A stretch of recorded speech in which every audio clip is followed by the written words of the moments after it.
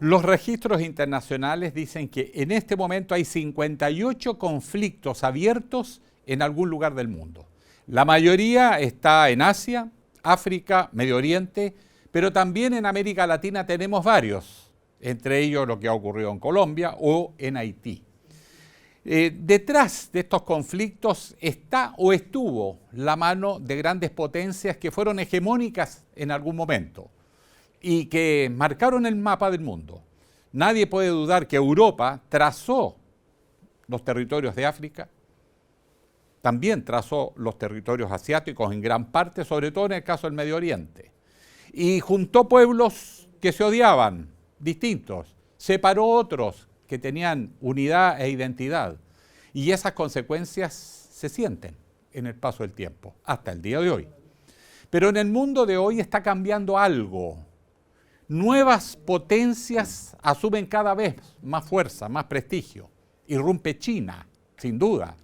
Ese mundo unipolar, después de la caída de la Unión Soviética, encabezado casi exclusivamente por Estados Unidos, que gobernaría 100 años, habían dicho los halcones de la Casa Blanca, se redujo a no más de 15 años.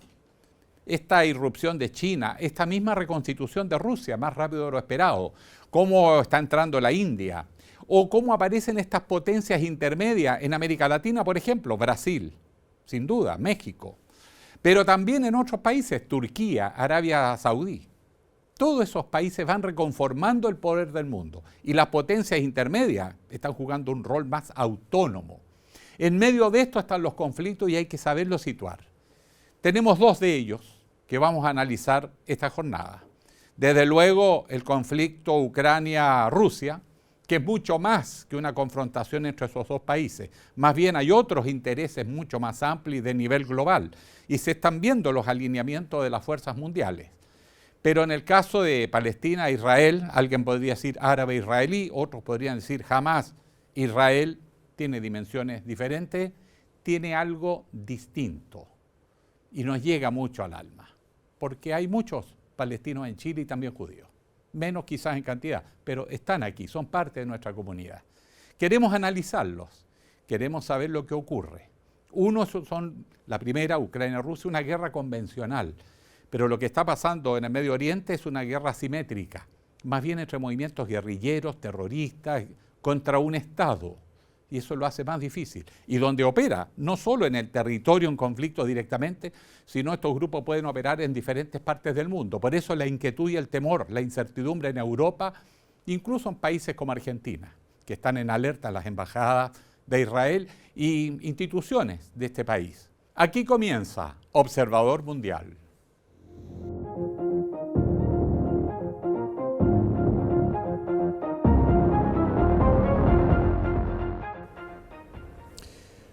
Un acto o un ataque brutal es respondido con otros ataques brutales. Resultado, la mayor parte de las personas que están muriendo en estos momentos en la zona de conflicto, niños, mujeres, adultos y civiles en general. Dramático, porque los menores de edad el 40%.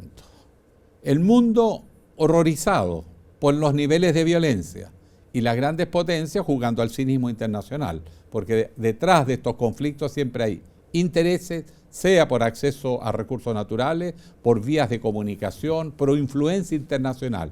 Pero aparecen algunos elementos nuevos. Hay nuevas potencias que se están posicionando en el mundo y que en esta oportunidad comienzan a decir, momento, contención. Vamos a conversar con quienes saben de estos temas. Un experto, gran amigo aquí en el Observador Mundial, Gilberto Aranda, analista internacional, un currículum enorme que le voy a decir, licenciado en Historia y Comunicación Social, tiene magíster en Estudios Internacionales, en Derechos Humanos Contemporáneos y en Estudios Sociales y Políticos Latinoamericanos. Y además es doctor en Estudios Latinoamericanos y por supuesto con Gilberto vamos a analizar este gran conflicto que es lo que tiene concentrado el mundo y que está generando repercusiones en la vida de todos por el alza del dólar, la incertidumbre y esa sensación de todos los días estar viendo cómo muere gente realmente es atroz. Gilberto, bienvenido. Muchas gracias, qué placer estar aquí, don Alejandro Guillé, y por supuesto saludar a quien hace posible este programa, Santiago TV y desde luego la Universidad de Santiago de Chile. Se le agradece, profesor. Yo decía que esto es conmovedor. Fue un ataque terrorista jamás, nadie puede negarlo y todos los países tienen derecho a defenderse de un ataque así, pero la forma que está pagando el costo los niños, las mujeres, no está focalizado. ¿Hasta dónde puede llevar esto? El mismo bombardeo del hospital que ya pasó de la moda de las noticias y se olvidaron, pero es otra brutalidad. ¿Cómo ve cómo esto está evolucionando? De una manera muy poco promisoria, sino que más bien diría yo que encendiendo las alertas globales del mundo. Y lo que tenemos es una clara acción terrorista ya hace una semana, donde 1.300 personas, algo más, perdieron la vida, además de los cerca de 199 dice Israel, 240 dice Hamas, secuestrados y secuestradas.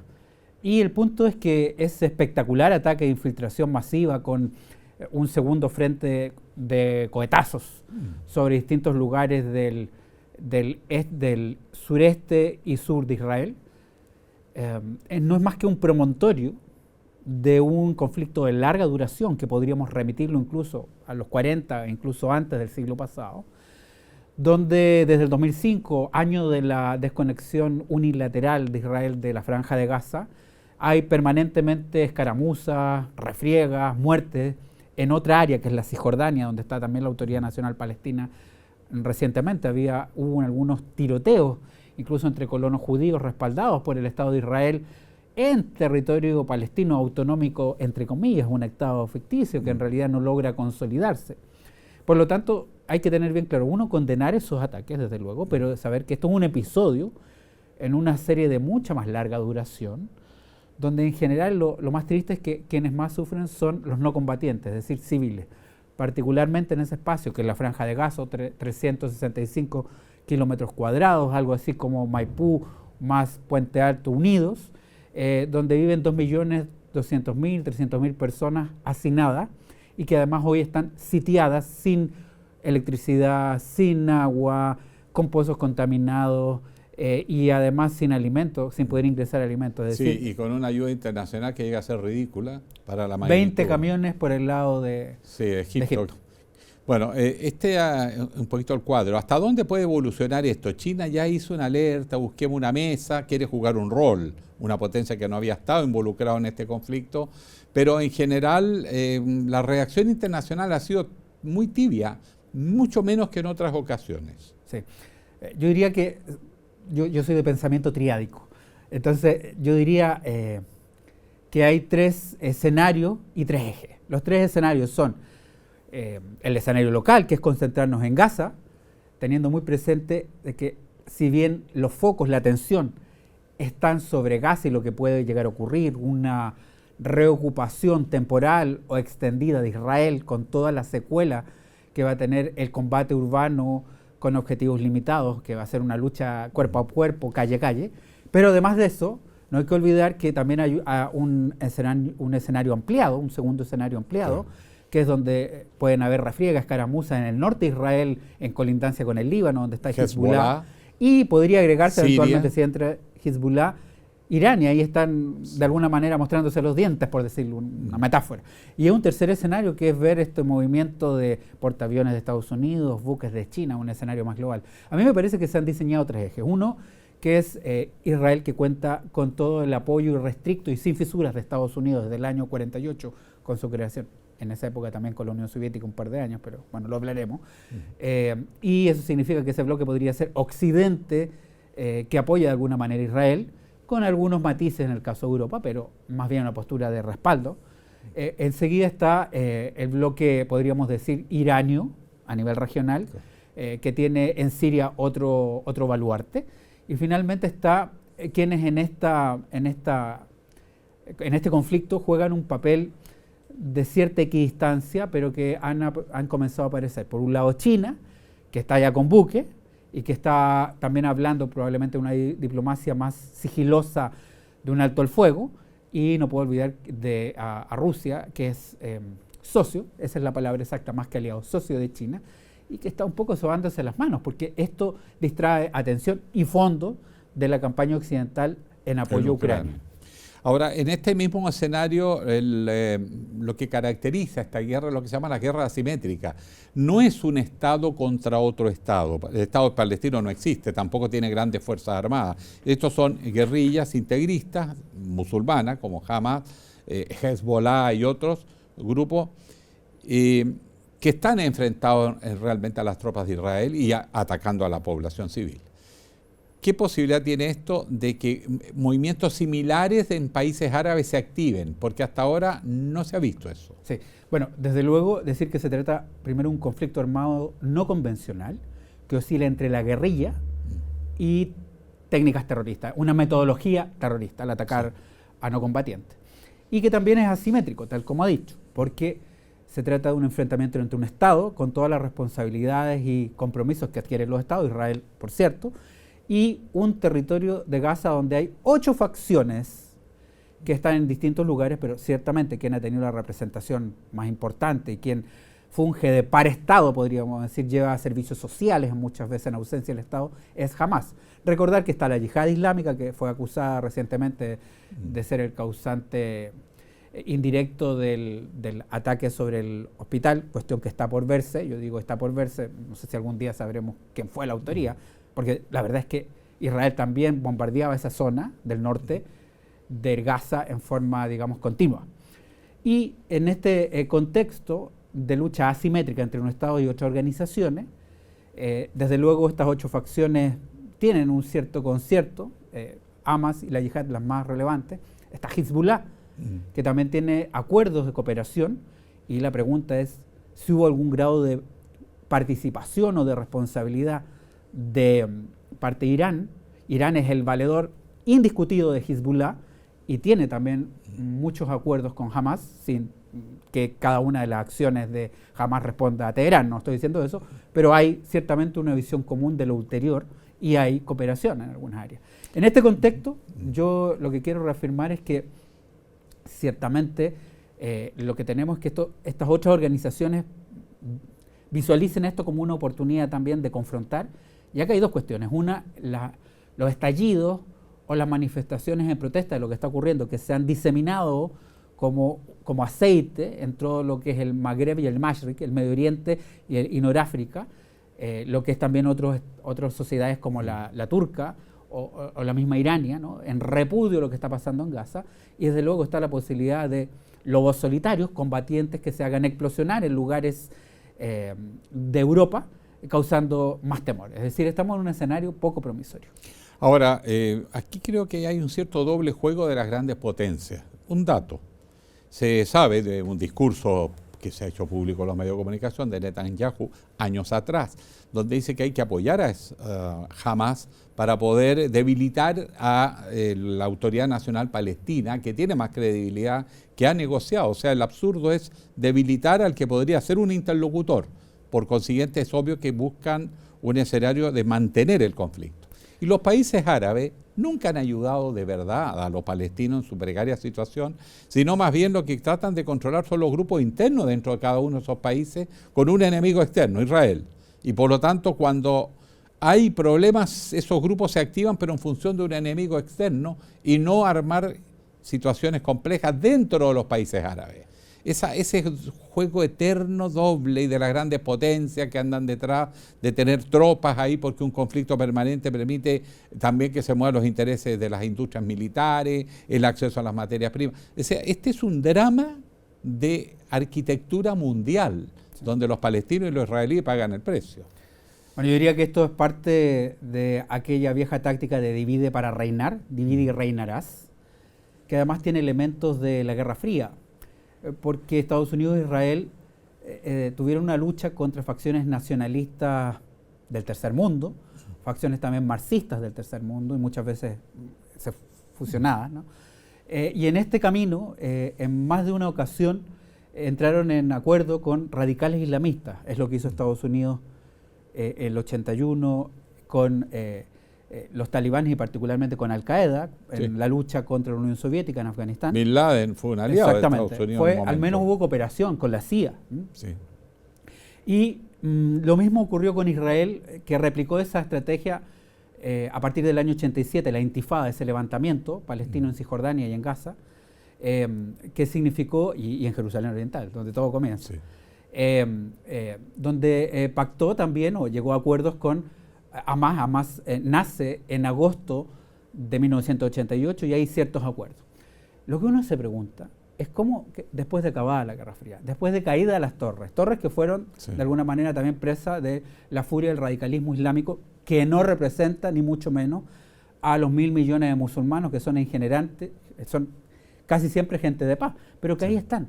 Lo que uno se pregunta es por qué insistir en esta estrategia. Y es lo que ha hecho en ese discurso 2019 el premier Netanyahu, un discurso ante la Knesset, ante el Parlamento israelí, donde de alguna manera dice, si se apoya a Hamás, retardamos, dilatamos la emergencia de un Estado palestino, que siempre estuvo en contra entre el 96 y el 99 Netanyahu, desde la primera vez que llegó. Si tiene 15 años discontinuos como primer ministro de Israel, y en ese cuadro es que hace podríamos decir, este doble juego, que al final se le vuelve en contra, porque estos radicales islamistas tienen todo un pensamiento muy depurado respecto a su forma de organización política, y en estos casos, en la organización de estas operaciones como la que vimos, esto habla de una planificación de meses y una preparación quizás de un año. Fue detallado y claramente ha asestado un golpe justo en los momentos en que Israel se sentía probablemente distraído y seguro. Distraído porque hay manifestaciones todas las semanas de enero en contra de Netanyahu, una sociedad polarizada por la cuestión de la reforma judicial, y también en tranquilidad por los acuerdos de Abraham y un eventual acuerdo con Arabia Saudí, acuerdos con el vecindario, que hoy día están en suspenso. O sea, realmente había un exceso de confianza que no le permitió una respuesta adecuada, más allá de que quizás tenían alguna alerta, pero no la supieron procesar. Bueno, dicen que Hamas, una de las muchas razones que tuvo para hacer este ataque es porque se daba cuenta de un acercamiento entre los estados árabes con Israel, y con la mano de Estados Unidos detrás de esta arquitectura, y eso los iba sacando de la agenda y por lo tanto menos influencia, según uno de los tantos argumentos. Pero quiero hacer una consulta en este escenario para explicarle a la gente la raíz de este conflicto histórico. ¿Por qué se genera históricamente después de la Primera Guerra Mundial, cuando el sionismo se va a instalar? O ya venía de antes, pero se comienza a instalar masivamente, y después de la Segunda Guerra Mundial es un aluvión de gente que llega a instalarse en estos territorios. ¿Cómo se origina todo este juego? Yo brevemente decir que a mí me parece que Hamás logró tres cosas, ¿no? Instalar el miedo en la sociedad israelí. Dos, hacerse o mostrarse como el interlocutor de cualquier negociación. Y no la Autoridad Nacional Palestina. Y tres, creo que de alguna manera puso en suspenso, detuvo los acuerdos de Abraham que se habían alcanzado con Emiratos Árabes Unidos, con Marruecos por parte de Israel, y sobre todo el de Arabia Saudí, que no estaba en Abraham, pero que habían conversaciones. Y eso se detuvo. Entonces fue una operación que logró además objetivos políticos indirectos. Independiente, que a mí me parece horroroso, las 1.300 muertes, y eso es un tema crucial. Pero respecto a los objetivos políticos, los alcanzó alguno de ellos. Respecto al origen de este conflicto es de larga duración. Yo lo situaría a finales del siglo XIX, cuando empiezan las migraciones de colonias judías a Medio Oriente, a Palestina. Efectivamente, se quedaron algunos miles de judíos en Palestina, siempre los judíos orientales, pero el éxodo los había llevado a Europa, y ahí es donde estaba el grueso de la comunidad judía en Europa, en Rusia.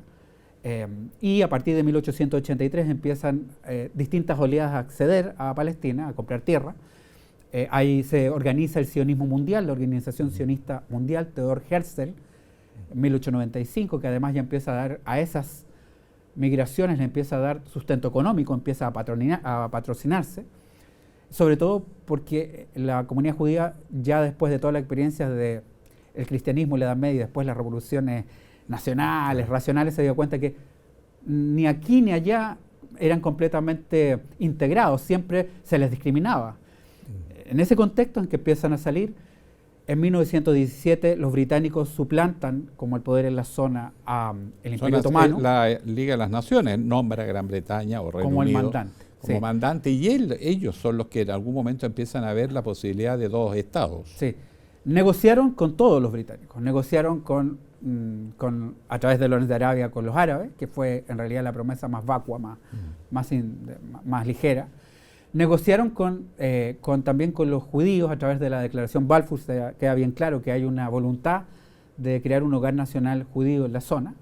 Y también, yo diría que esta es la crucial, negociaron con su aliado histórico, que es Francia, el Tratado de Sykes-Picot, para lo cual se reservaban esa zona y podían seguir prometiendo.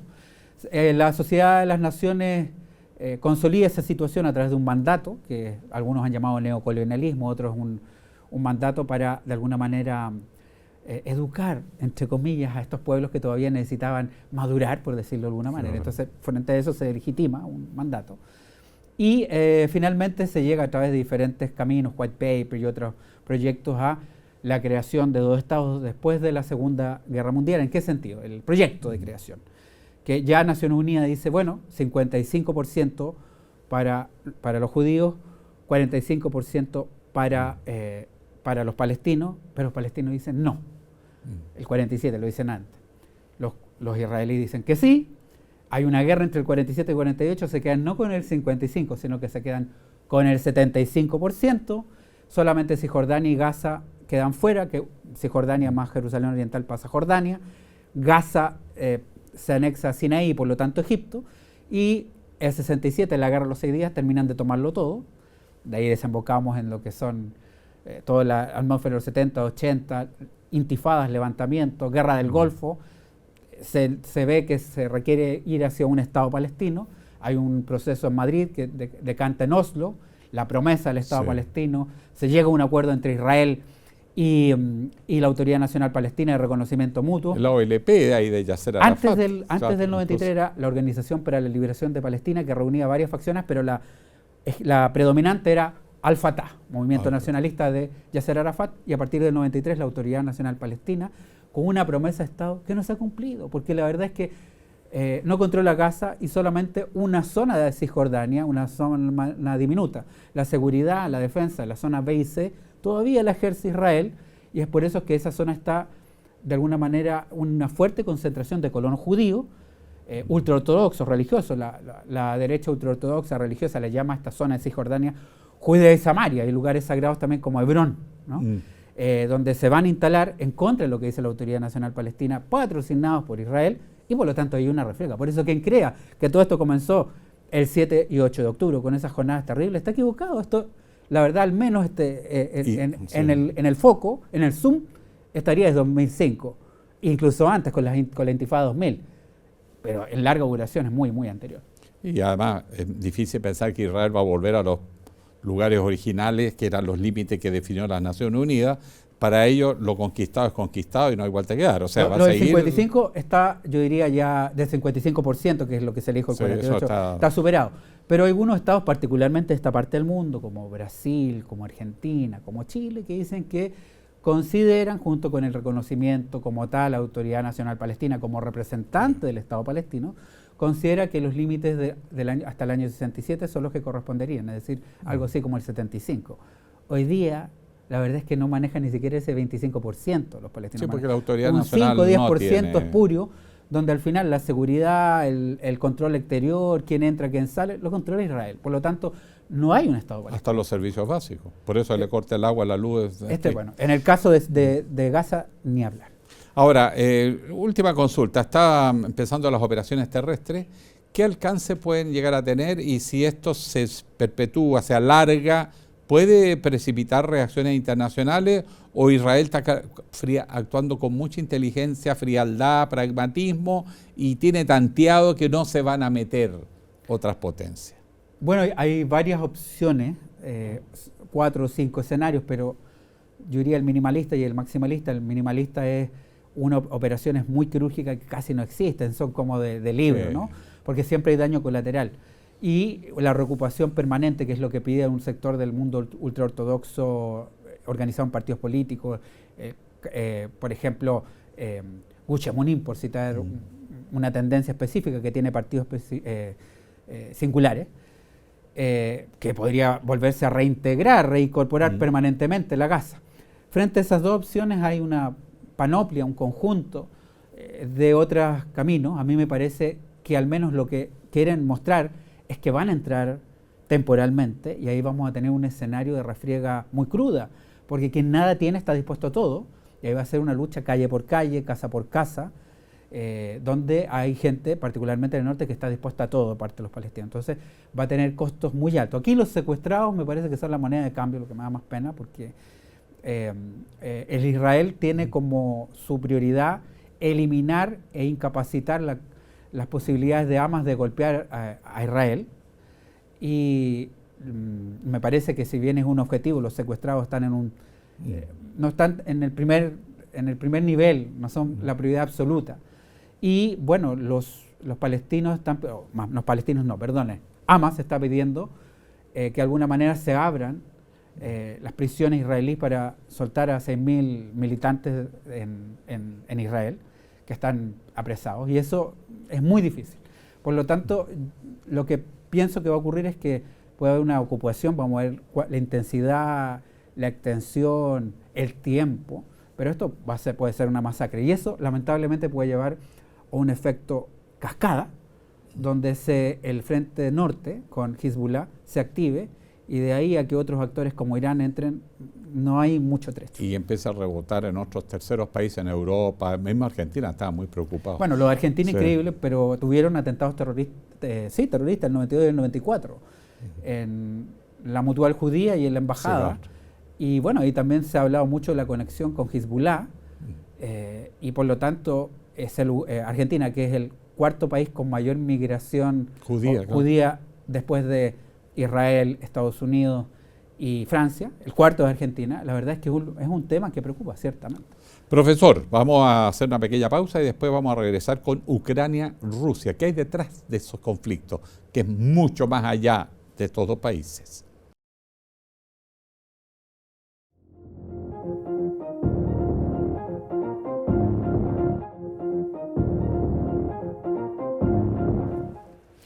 Bueno, el otro conflicto que estamos viviendo es Ucrania-Rusia, por lo menos así lo muestra la prensa, pero como digo, es mucho más, es un mundo que está cambiando, que se están reacomodando a las grandes potencias.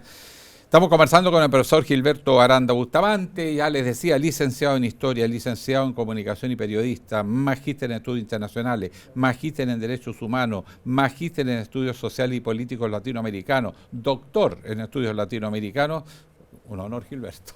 Con ese, mira, me pasaron tu currículum, eran como 10 carillas, yo lo resumí unas poquitas. Bueno, me siento, me da un poco pudor, ¿no?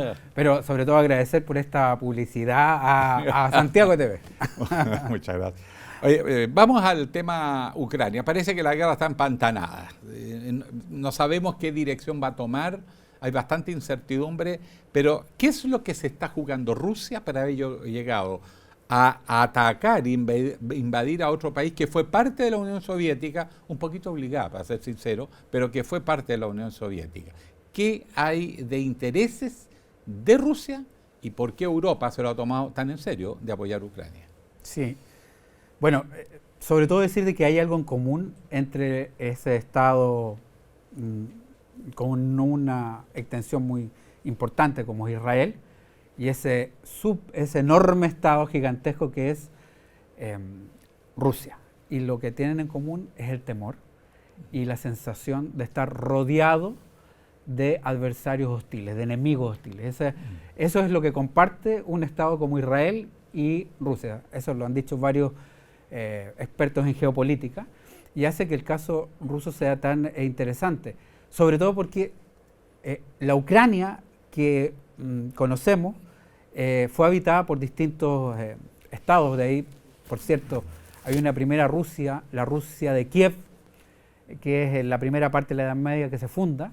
Posteriormente va a ser un territorio, después de la entrada de las tribus túrquicas y mongolas, va a ser un territorio estepárico, donde vamos a encontrar desde cosacos hasta otros pueblos. Los tártaros. Exacto, cosacos, tártaros, pero que en el siglo XVII, después de muchas refriegas, va a incorporarse a Rusia, ¿no? Al Imperio Ruso. De hecho, se incorporó antes que Crimea. Crimea es del siglo XVIII, con Catalina II. En la este Grande. contexto, Catalina II la Grande, la zarina, exactamente. Entonces, lo que tenemos es que efectivamente tiene una historia que tiene mucho en común con Rusia, que tiene especificidad, pero para tener un Estado ucraniano en forma, vamos a tener que recién esperar a 1919, 1920, donde hay un periodo de 3 o 4 años antes del establecimiento de la Unión Soviética, ya que había sido absorbido por Rusia, pero claro, en lo que es esos momentos de ebullición revolucionaria, hay muchos desprendimientos, ¿verdad? En ese desprendimiento Ucrania se intenta reconfigurar del 19, 20 al 22, después pasa a ser parte de lo que es la República Soviética. Tratando de formar una cierta entidad independiente, sí, aprovechando la caída del imperio, en el fondo, de los zares, y mientras no se afirmaba la revolución soviética. Sí. Después, ¿ingresa de buena o es obligado? Bueno, hay varias experiencias en la historia ucraniana que dan que pensar una cierta hostilidad hacia Rusia, pero como por ejemplo la entrada de la Wehrmacht, el Tercer Reich, la Alemania nazi mundial, en algunas ciudades más occidentales como Leópolis o Kiev, no fueron rechazados, sino que en ciertas maneras, si uno revisa las imágenes, fueron, entre comillas, recibidos como liberadores. Pero yo creo que es muy importante decir que eso es en una parte, la parte más occidental. Que además fue parte del Imperio Austrohúngaro, de Polonia. Sí, de Polonia y exactamente. Es decir, fue repartido, al final termina siendo absorbido en el 17 completamente por Rusia, o casi completamente, aún queda parte, ¿no?, en otro de estos imperios que hemos hablado. En este contexto es que lo que tenemos es que la parte noroccidental realmente tiene una tradición que la hace mirar hacia Europa, pero más allá del Don y otros ríos, donde al otro lado la tradición rusa es mucho más fuerte, y particularmente en el Donbass, que es las repúblicas de Lugansk y Donetsk, que son las que adhirieron cuando empezó esto a fragilizarse en el 2014, terminan por adherir a la Federación Rusa. Y es donde se iniciaron estos incidentes. Hubo un intento de acuerdo en Minsk, etc. A mí lo que me impacta es que en 1996 se escribe un libro de Huntington, Samuel Huntington. Samuel Huntington, el choque de la civilización. Exacto. Y si uno va exactamente, si uno va a un capítulo específico, dice, miren, aquí en Ucrania pasa una línea de fractura civilizacional. Y aquí, en el futuro, va a haber un conflicto. Y las opciones son, o Ucrania es neutralizada y queda un poco al margen de las estructuras como la Unión Europea y Occidente, por una parte, y Rusia por otra, o va a tener que ser de alguna manera dividida entre uno y otro. Pero si no se toma esa medida, va a haber un conflicto. Y eso años después ocurrió. No en el 2022, no el año pasado, sino que empezó ya más que insinuarse el 2014 con la cuestión de Crimea, y bueno, y a partir de 2022, febrero del 2022, esta guerra en forma que todavía persiste, que hoy día la dejamos de mirar, pero continúa. Ahora, aquí está pasando una serie de realineamientos que llaman la atención. Evidente que Rusia se siente amenazado porque lo que era antiguamente ese colchón de protección, que eran los países socialistas de Europa, que adherían con un poquito empujados, para ser sincero, por la Unión Soviética, para enfrentarse a Europa y no tener contacto directo, se han liberado de la Unión Soviética, tomaron su propio camino y se han acercado a Europa. Por lo tanto, desapareció la llamada cortina de países que servía de protección a Rusia, y hoy día Rusia se enfrenta en el fondo a su potencial rival, que es la OTAN, ahí mismo, sí, a pocos kilómetros. Eso parece que es el tema de la seguridad. También ahí está el tema de la identidad. Pero me llama la atención los juegos de poder que hay detrás. ¿Por qué Europa se siente a su vez amenazada? ¿Por qué se mete tanto Estados Unidos? ¿Y qué rol están jugando países como China, Corea? Me da la sensación que el mundo unipolar norteamericano empieza a moverse hacia un mundo multipolar. Algo grande está pasando. Sí. Bueno, la hegemonía completa de Estados Unidos es claramente los primeros 10 años de la posguerra fría, o sea, entre el 90 hasta el 2001 es claro que hay una hegemonía completa. La supremacía americana, el siglo americano. Claro, así como unos años locos, en los años 20 del siglo XX, que es donde Estados Unidos era el referente cultural, Para quienes recordamos esa época, sabemos que la verdad es que no había contestación a Estados Unidos, donde primaba en todo, también en lo mediático, a través de una cadena que era la gran intermediaria, una cadena de noticias. No vamos a hacer publicidad, entonces vamos a bajarlo hasta ahí. En cualquier caso, a partir de la caída de las Torres 2001 y básicamente después de la crisis subprime de 2008, estamos viviendo una reconfiguración de un mundo en tránsito, donde hay otros actores, yo diría uno que en lo económico está equiparando a Estados Unidos, que se llama China, y potencias económicas son ambas, y además surgen liderazgos regionales, algunos buscando renacer y recuperar una grandeza pretérita, como el caso de Rusia o India. Rusia o India, India que puede ser el aliado de Occidente, eso es un tema para hablar. Y otras potencias también como Brasil y México, particularmente Brasil, en esta parte del mundo. Son las llamadas potencias intermedias que están entrando, pero hay un dato curioso, te fijas la autonomía con que en este escenario que se está reconfigurando empiezan a tomar países como Brasil, México y otros muchos países. Ya no están alineados tan fuertes detrás de Rusia o de Estados Unidos, sino que de alguna manera este mundo multipolar que se está conformando, donde China a su poder económico quiere agregarle poder militar y también un nuevo ordenamiento internacional político. Lo mismo está tratando de hacer Rusia, eso es parte del juego del escenario, ser actores, pero también están entrando potencias intermedias. Ese interesante fenómeno le da más autonomía, el mundo multipolar, a países como los países de América Latina. Bueno, el mundo de la Guerra Fría fue un mundo donde, si bien las principales potencias y Europa estaban fuera de una conflagración por el alcance nuclear que podría tener, fue tremendamente virulenta y agresiva en los márgenes, ¿no? La Guerra Fría se peleó en Latinoamérica, se peleó en el sudeste asiático, en el África subsahariana. Posteriormente, cuando hay una sola potencia, esos primeros 10 años, quizás ampliados a 15 o 17, ciertamente los márgenes de autonomía disminuyen. Cuando aparece un mundo multipolar, hay mayores posibilidades, más rangos de moverse en busca de sus propios intereses, lo que hace que el mundo sea más inestable también. Y eso también no evita que en algún momento volvamos a un círculo bipolar. El mundo, previo a la Primera Guerra Mundial, era multipolar y finalmente se terminó bipolarizando y enfrentando en dos puntos. Exacto. Entonces, por una parte, China está constituyendo un bloque bien importante donde Rusia hace parte, y tiene iniciativas tan interesantes como la Ruta y la Franja de la Seda, que hay en distintos países, incluso países que no necesariamente en lo militar concuerdan con todo con Beijing, en lo estratégico me refiero, perdón.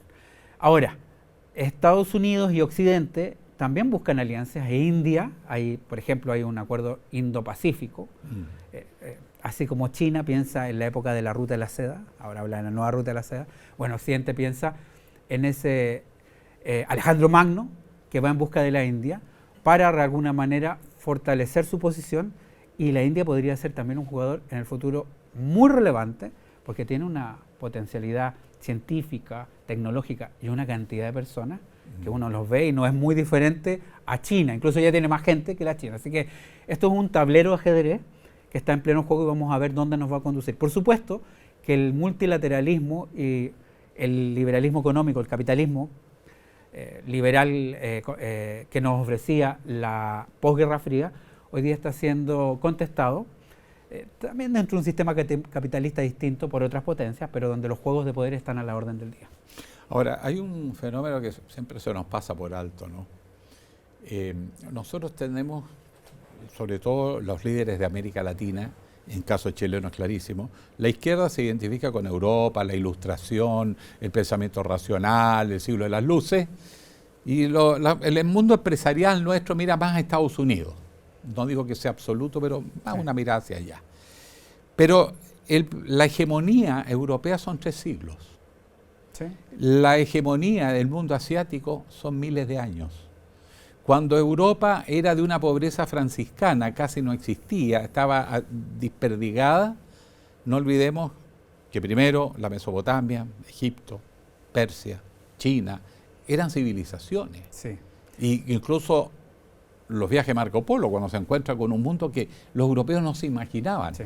o en el 1200, sí, casi el 1200, un poquito antes, cuando Gengis Khan unifica todo ese mundo, o gran parte de él, llega a las puertas de Europa, más bien a Ucrania, se da vuelta. Y llega también a Polonia. Alemania, exacto, Alemania, Polonia.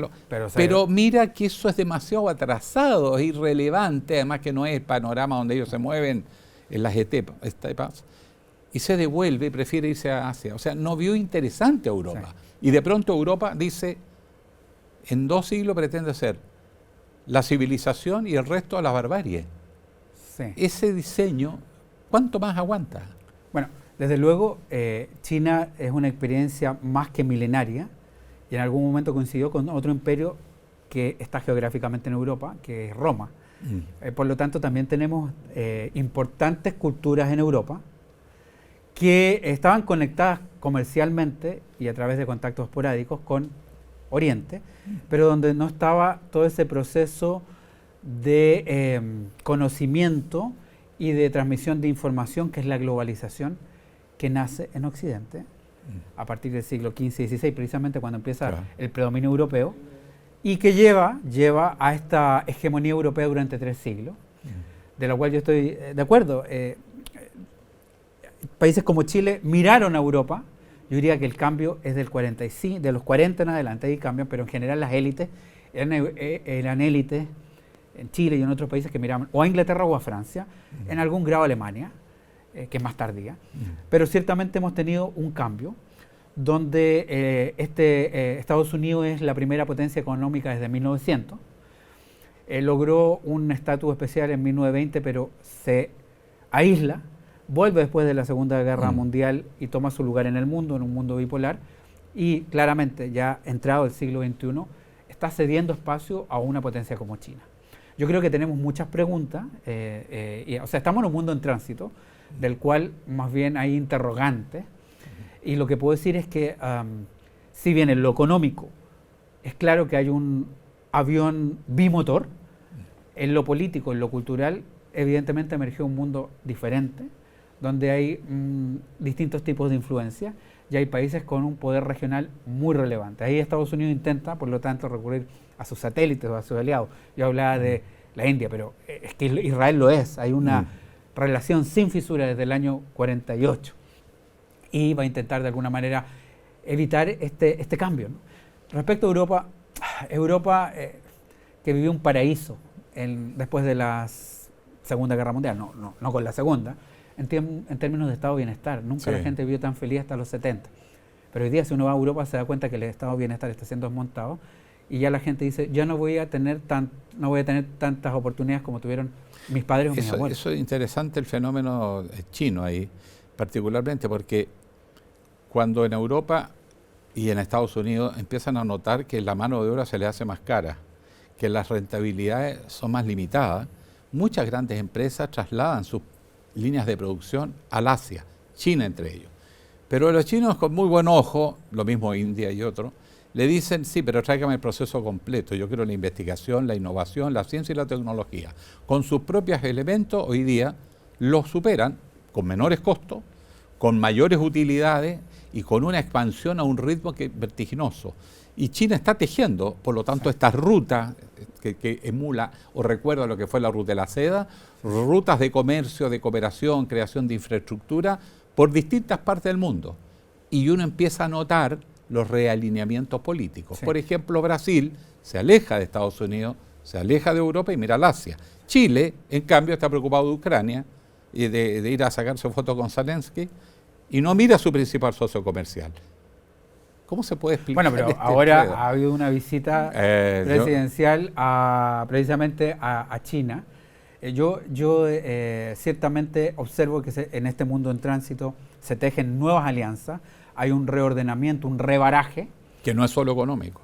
No es solo económico, hay afinidades de otro tipo, afinidades culturales, afinidades políticas, y ciertamente Brasil, esta no es la primera vez que lo hace, Brasil era tan cercano a Inglaterra como Argentina y mucho antes que Argentina hizo el cambio hacia Estados Unidos. Sí. Y por lo tanto ahora también lo está haciendo anticipadamente. Ahora, en Brasil tienen sus propios temas, tienen un país con 2 opciones cada vez más polares y si viene el que se fue antes o de los que se fueron antes, van a volver quizás a la vieja alianza. Yo creo que también hay una cuestión indecisa. De cualquier forma, China me parece que es un poder que hay que mirarlo con toda atención. Ya es una realidad. El principal socio comercial de Chile, como se dijo, es China. Casi el 40%, casi el 40% de nuestras exportaciones. Dobla a Estados Unidos, eso es impresionante. Sí. O sea, claramente eso hay que considerarlo, y además que tenemos una disputa, ¿quién lo hubiera pensado? En lo que fue llamado el patio trasero de Estados Unidos. Ahora hay una disputa comercial en muchos sentidos entre China y Estados Unidos. Y tal vez solamente un complemento. Sí, China exige condiciones diferentes a partes de la producción, pero también está mirando. Y a veces mirando a países de la zona para copiar su tecnología y mejorarla, como el caso de Taiwán, que es una economía, que miró con mucha atención, y a otros países. Es decir, el tipo de adelanto va por diferentes vías. Por supuesto, los perdedores son aquellos países que se quedan solamente con una parte del proceso, que es el armado del producto, la maquila, como México. México tiene, por supuesto, también parte de la industria automotriz de Estados Unidos. Pero no tiene la línea de investigación. Lo que tiene es el armado, claro, que va a traer, ciertamente, lleva creación de empleo, pero no generación de conocimiento a partir de lo que es la tecnología y otros usos. Y para cerrar, la experiencia chilena en este diseño, o sea, nosotros estamos buscando estos grandes mercados y seguimos portando fruta, bueno, productos mineros, cobre principalmente. Con poco valor agregado. Pero no salimos de eso. Claro. Mientras no salgamos de eso, somos periferia.